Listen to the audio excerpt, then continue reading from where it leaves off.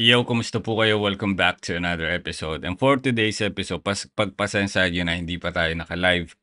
Well, I'm running diagnostic pa dito sa aking internet connection na, na-fix naman na pero still napakabagal pa rin ng aking internet. So, I'm still doing run diagnostic pero sa ngayon, recorded muna tayo. Bukas na tayo mag-live, okay, pag okay na po.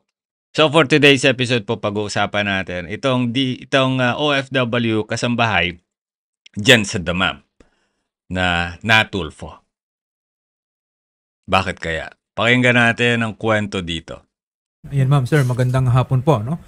Yung ating pong OFW is nasa Damam. Opo. Oo, ilang taon na or buwan po? 7 months lang po.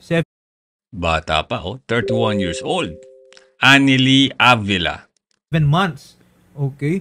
At doon po habang sa Damam, itong si Ma'am Anilyn, ano po yung mga nakikwento po niya sa inyo? Ano po, start po kasi September. Yung una po, okay naman po yung sa amo niya. Oh. Maayos naman po yung ano nila. Tapos dahil lang po yun sa parcel.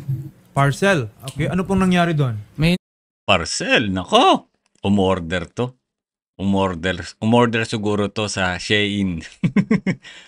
Ano naman problema sa parcel? Parcel na nga lang, issue pa kaya mo. in-order po kasi siyang parcel. Ngayon po, ang magre-receive po dapat yung amo niya. Natutulog po. Siya po yung nag-receive. Po yung lumabas. So nakapangalan sa amo yung in-order niyang parcel. Okay.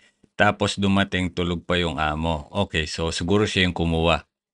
So, teka lang ha. So, merong parcel para sa amo. Hindi, sa asawa ko po. Para kay Anilyn. Okay. So, dumating yung parcel. Sino ang nag-receive po nun?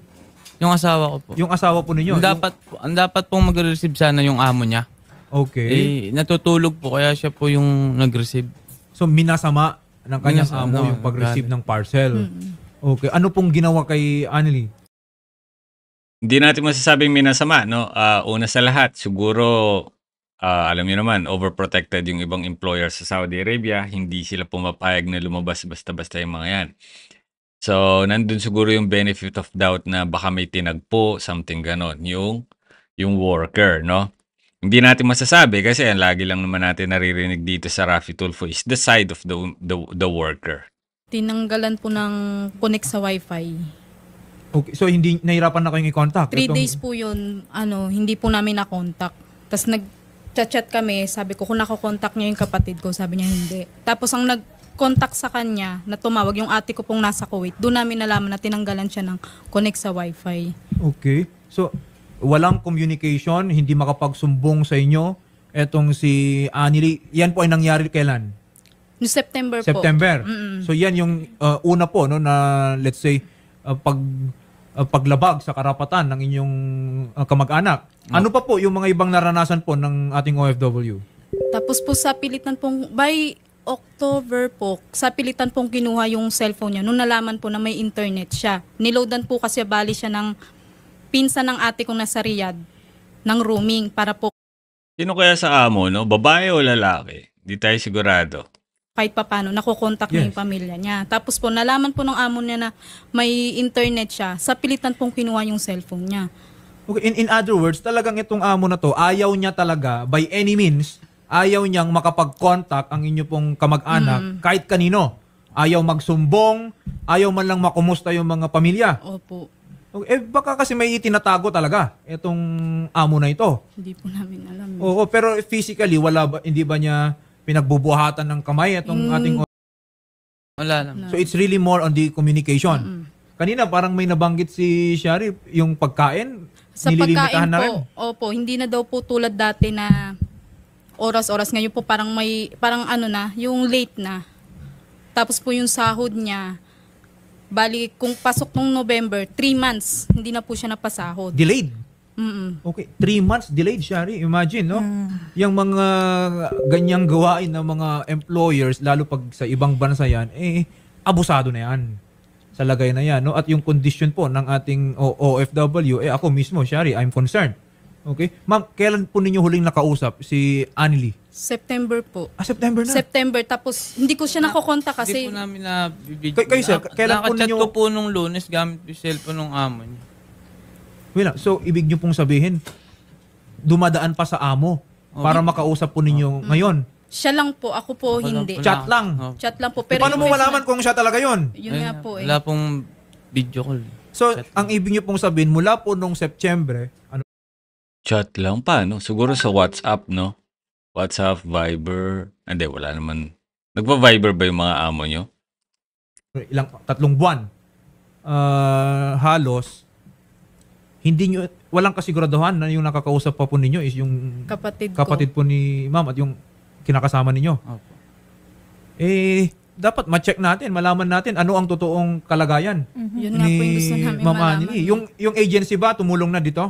Yung agency po, parang wala naman pong ginagawa eh. Ano pong sinasabi ng agency? Hindi po kasi nag-aano sa akin eh, nagre-reply. Tapos pagpupunta ko ng OWA, through email, tas ang tagal po bago silang mag-feedback sa akin. Itong mga agency. Mm-mm. So, kinontak na yun na yung agency, pati agency ayaw tumulong. Ayaw rin po mga ilam. Gusto nila tapusin ng kapatid ko yung kontrata, tas hindi makukontak yung pamilya niya. Kailan ba matatapos yung kontrata ni Anily? 2026 po, April. 2027. 2027 In, na? Sorry, in short, 2027. ang sinasabi ng agency, magtiis na lang muna siya. Mga ganun Kung ganyan ang siguro po. sitwasyon. Shit, sila kayo padala natin doon. Kaya nga po eh. Okay, hindi. Kasi nakaka-concern lang na itong ating mga kamag-anak dito sa Pilipinas, hihingi ng tulong, kahit konting, ipakita man lang sana nila na Shari, di ba, na may mga effort sila. Ayaw. Walang ginagawa. So, since September, alam na nila itong nangyari, walang ginawang aksyon. Wala po. Okay, mamaya we are trying to contact ito pong agency ng inyong OFW. So right now, Shari, we need to know kung anong nangyayari dito sa ating OFW. Nasa linya po natin si Attorney Sherilyn Malonzo, ang Director 2 OWA 24/7 Operations Center. Magandang hapon po, Attorney Sherry. Magandang hapon po, Attorney JB. Ayan, Attorney, ilalapit po namin sa inyo pong tanggapan itong sitwasyon po ni Ma'am Anily Avila. Kasi apparently, since September of this year, ito pong ating OFW ay tinanggalan ng kanyang mga communication rights, confiscated yung kanyang cellphone, at hindi po makausap except through yung kanyang employer. And ang nakakalungkot pa dito lalo is yung agency is wala man lang nagawa. Attorney Sherry, paano po kaya natin matutulungan itong si Anilyn? Okay, Attorney JB, unang-una po, ang gagawin po namin is that we will coordinate po sa aming welfare officer po, sa OWA po. And then, patatawagan po namin yung kanyang agency po para makausap po yung employer. Dahil ang naging problem po is communication, and ipapa-verify din namin, Attorney JB, about the unpaid salary na sinasabi po ng kamag-anak po ni Anily. And then, meron ding report po sa amin ng Philippine Recruitment Agency, Attorney JB. Opo. Nung tinawagan namin kanina po, ang report po sa amin is that ang sabi po, nasa custody pa rin siya ng kanyang employer. At ang sabi nila, nung tinanong namin so bakit yung hindi nako-contact ng family, ang binanggit po nila kasi po is meron daw po kasing mga pictures po ng employer na parang nakuli po ng employer na kinukuha na niya ng picture po yung kanyang employer. Putang ina. Kaya pala ni-restrict. Hindi dahil sa parcel. Kaya pala pinagbawalan. Kasi kinukuhanan. Oh my God, yan ang sinasabi ko sa mga vlogger. Kasambahay, yan ang sinasabi ko sa inyo. Oh, inakuha nyo. Privacy ng tao yun eh. Kahit ako, kuhanan mo ko and then hindi ko alam kung anong gagawin mo sa mga pictures ko. Ay, talaga naman magagalit din ako sa inyo. And because of that, parang kinuha ng employer yung kanyang cellphone. So ito po yung aming i-relate din na concern po sa ating counterpart na OWA po. Nasa ano po siya, Damam. Yes. Sa Alcobar po siya. Opo, I understand, no? Yung ating mga foreign employers po, they are strict when it comes to pagkuha po ng mga litrato nila. So I think yun nga yung nagiging base. Pag hindi mo pinagsabihan yung mga OFW, attorney, bias ka. One-sided ka. Pag hindi mo pinagsabihan niya, sana pagsabihan mo. Pero in this case po ba, Attorney Sherry, valid pa rin po ba yung ginawa na kinuha yung buong cellphone and wala na totally communication with the family? Hindi po tama yun. Dapat po yung dinidiscuss po with the agency po yun, no? At pinapaliwanag rin po dapat kay Anneli. So about that prohibition. Kasi po sa Saudi Arabia po talaga may fit po sila sa mga ganyan po. Even actually kahit nga po yung part ng bahay po nila lalo na pag nakikita po yung mga mukha po nila or members ng family nila. Hindi bawal yun. Sabi ng mga tangang kasambahay na ginagawa yan. Ayaw nga magpasupil eh. Ayaw nga magpapigil eh. Ayaw mapunan istorya ni Juan. Kaya nga ang daming galit sa akin, di ba? So kaya po ang gagawin po namin, very active naman po yung ating welfare officer po doon at mabilis umaksyon. Kaya lang, Attorney JB, medyo maaga pa kasi doon, no? Parang 5 hours ahead po kasi tayo. So we're just waiting for the response ng aming welfare officer. But rest assured that within the day po ay ma-actionan po to at tatawagan po yung kanyang employer para ma-address po ito. And kung kinakailangan po ay padadala din po namin siya sa Migrant Workers Office para to ensure po na kung ano po yung decision niya. If she will be staying with the employer, na-settle na ba itong concerns niya? Nabayaran na ba yung sinasabi po ng kamag-anak niya na unpaid salary? So all these things po, attorney, no, OWA Alcobar will be addressing that po. Alright, okay. Sige po, no? Napaka dami po, no? Yung napaka-komprehensibo yung steps or efforts na gagawin po ng ating OWA patungkol po dito kay Ma'am Anneli. Maraming salamat po, Attorney Sherilyn Malonzo, ang Director 2 po ng OWA Welcome po. Operations Center. Ma'am, ganito po yung sitwasyon po, no, ng inyo pong kapatid, no? Well, there is an allegation, no? Sinasabi na mayroon siyang violate, no? Apparently yung privacy daw po ng kanyang employer. Alam po natin, no? Ang dami na po nating hinawakang mga ganitong insidente. Stricto po, no? Especially diyan sa area po ng Dammam or sa mga Saudi Arabia area, stricto po sila diyan, okay? Pero yung pag-confiscate at totally pag-umit, no, within 3 months, in a span of 3 months, lahat ng kanyang communication rights, na-violate na rin naman po yung karapatan po ng ating OFW. So quits na, attorney. Ganun ba yun? Pangit ka, banding. Kaya ang sa atin po dito, siguraduhin po natin na yung ating OFW, si Ma'am Anneli po, nasa ligtas pa rin na kalagayan kasi kung pati pagkain nga, pagdadamot sa kanya, in 3 months, baka butot balat na lang itong OFW natin. And other than that, Shari, Yes, attorney. kahit anong violation pa ang ginawa ng ating OFW dyan, hindi naman nararapat na 3 months na i-withdraw mo. Or baka nga, hindi na lang i-withdraw, baka ayaw na talagang bigyan ng sweldo. So dapat nyo pagsabihan yung mga OFW na hindi ko maayos ang ikinikilos ginagawa sa Saudi Arabia, lalo na sa hanay ng mga kasambahay. 'Di ba? Kasi kung tayo po ay nandyan para laging protektahan ang karapatan ng mga OFW, ngunit sila mismo ang gumagawa ng ikapapahamak nila at wala tayong sasabihin pagtatama, ay, teka lang, one-sided tayo doon. Okay, baka yun yung ginagawang parusa sa kanya, hindi naman nararapat po yun. Ang sabi naman po kasi,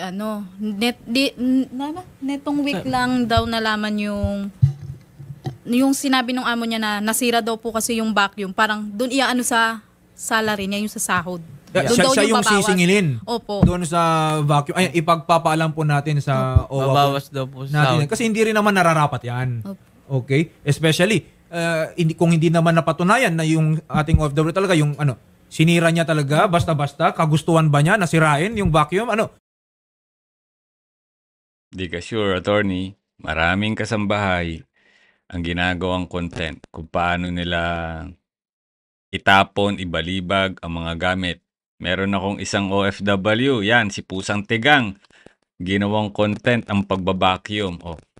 Binabato na lang. Hindi niyo pa kasi nakikita yon, attorney. Kaya hindi pa kayo naniniwala. Meron sa mga kasambahay ang gumagawa nun. Pag-iinteresan ba niya yung vacuum na yan? Ba't naman ganon? Okay? Kung luma na pala yan, baka panahon na rin na masira talaga yung vacuum na yan. Wag mong pagbintangan naman si Anneli. Pero kung meron man tayong nakuha ngayon, Shari, na mahalagang informasyon, at least, no? Kasi natagal nyo hindi na-contact ang inyo pong kapatid, no? Kinakasama, at hindi nyo alam kung siya ba talaga yung nakaka-chat ninyo. At least we got confirmation from Attorney Sherry na yung kapatid po ninyo as of today from our foreign recruitment, they confirm po na nasa kustodiya pa rin po siya ng employer. Ma'am, sir, narinig po ninyo kanina, imo-monitor na po ng ating OWA dito rin sa tanggapan po ni Senator at bibigyan po si Ma'am Annalyn ng pagkakataon, magdesisyon kung siya ba ay mananatili doon sa employer na yun. I doubt, no? Baka hindi na. Hindi na. Gusto na po kasi umuwi. Gusto na niyang bumalik po dito. Opo. Okay, sige po, no? Nakarating naman po yan kay Attorney Sherry Malonzo. Ang sa amin po is in the event na umuwi siya dito, dapat lahat po ng mga gamit niya, yung sweldo po niya, ay maibigay sa kanya ng tama. Opo. Okay? Bibigyan po namin kayo ng update from time to time. Maaga pa raw kasi doon. Opo. Oo. So, si Attorney Sherry naman, ang buong OWA po, ay co-coordinate po doon. No? At ito naman, responsive naman po yung partners po natin dyan. Siguro within the day, no? Or in the next hours, magkakaroon po tayo ng update po dito sa kapatid po ninyo. Opo. Sige po. Ma'am, meron po kayong mensahe kay Anieli, ma'am? Opo. Siguro ma'am, kayo muna po. Yung sister. Sige ma'am. Mag-ingat ka lang. Pabayaan yung sarili.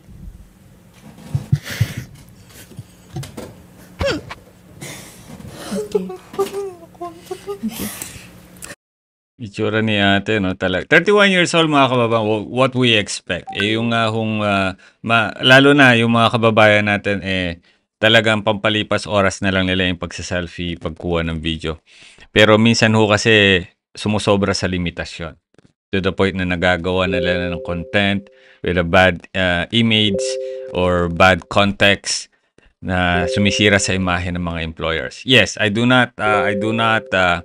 condemn dun yung action ng employer kasi hindi rin naman talaga tama na hindi pasawarin yan for 3 months, hindi maayos yung pagpapakain.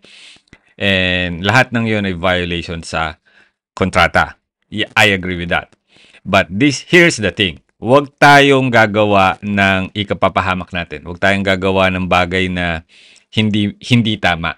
Sabi ko nga lagi, hayaan nyo ang employer ang gumawa ng mali laban sa inyo. Huwag kayong gagawa ng mali laban sa kanila. Kasi sa Saudi Arabia, kaya nilang baliktarin ang storya. Kaya nilang gawin yun. Lalo na wala tayo doon at sila lang nakakita. So, evidence talaga ang kailangan ilabas dito. In the event na pagpa-parcel na ganyan. You know, I have no objection sa mga OFW kung gusto nila umorder online, etc. But make sure lang talaga na alam ng employer, no? And nandun na siguro si ate sa punto na kung hindi niya kukunin ito, okay, possible, balikan na lang siya sa mga susunod na araw o kaya ibabalik sa warehouse, whatever. Pakiusapan nyo lang yung driver na baka pwedeng ihagis na lang dyan o ilagay na lang sa gate. No. Kesa lumabas ka ng bahay. Lalo na yung nangyari dito kay ate, itulog pa daw yung employer. Pakiusapan nyo lang. Sige po, Sir Kenneth. Hindi po kaya ni Ma'am Regina. Kayo po, Sir Kenneth, bilang kayo po yung kinakasama. May anak po kayo, sir? 4. Okay po, sir. Sige po. Baka nakikinig po at mapapanood po ito ni Ma'am Anieli, sir. Sige po. Dito po kayo tingin, sir. Mag-iingat ka lang dyan. Huwag mong pabayaan yung sarili mo. Kumain ka sa tamang oras.